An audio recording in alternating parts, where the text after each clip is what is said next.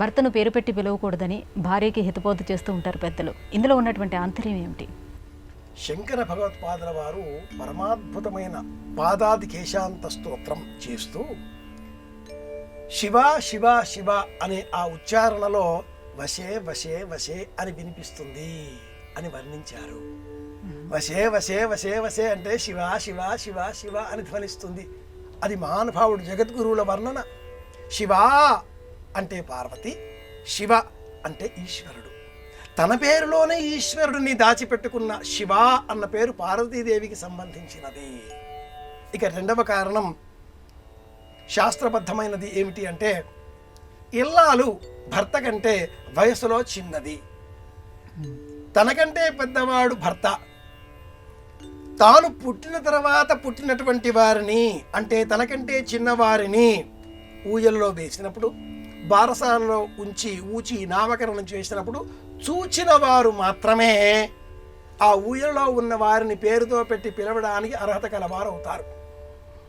భర్త ముందుగా పుట్టి ఉన్నాడు కనుక భార్య తరువాత పుట్టి బారసాల ఊయలలో ఉన్న సమయంలో భర్త పిలవవచ్చును ఇల్లాలని పేరిట. అంతేకాని ఇల్లాలు భర్తను పేరు పెట్టి పిలవకూడదు.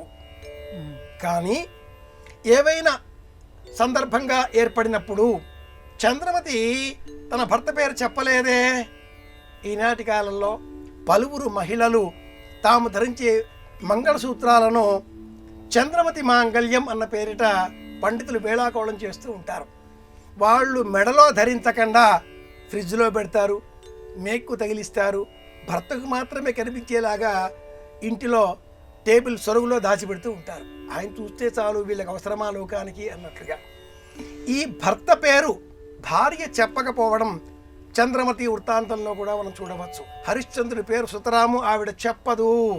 లోహితాశ్రుడి తండ్రి అని చెబుతుంది. కొడుకు పేరుతో చెప్పి ఈ కుమారుడికి తండ్రి అని వివరిస్తుంది కానీ పేరు చెప్పదు.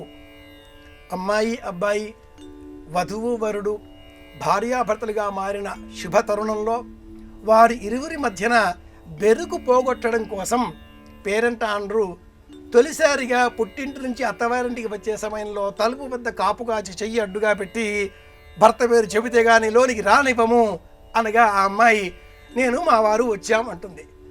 కాసేపు ఇలా తమాషాగా చెప్పుకోవడంతో పాటుగా ఆ రోజుల్లో పేర్లన్నీ దేవతల పేర్లే ఉండేవి కాబట్టి ఆ భర్త పేరు దేవుడి పేరుగా స్మరించి నేను శ్రీమన్నారాయణమూర్తి వచ్చాము అని చెప్పడంతో అందరూ పక్కన నవ్వేసేవారు.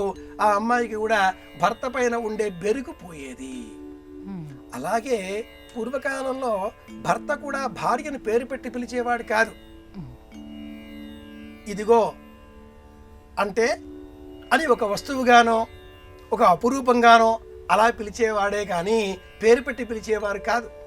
ఈనాటి కాలంలో ఏరా అంటే ఏరా అనే కాలం వచ్చేసింది కాబట్టి, ఒసేవు అంటే ఒరేవు అనే కాలం కూడా వచ్చేసింది కాబట్టి చాకిరేవులో ఉతికేటటువంటి వస్త్రాల వలె ఈ అమ్మాయి అబ్బాయి కలిసిమెలిసి కాపురం చేసుకుంటున్నారు.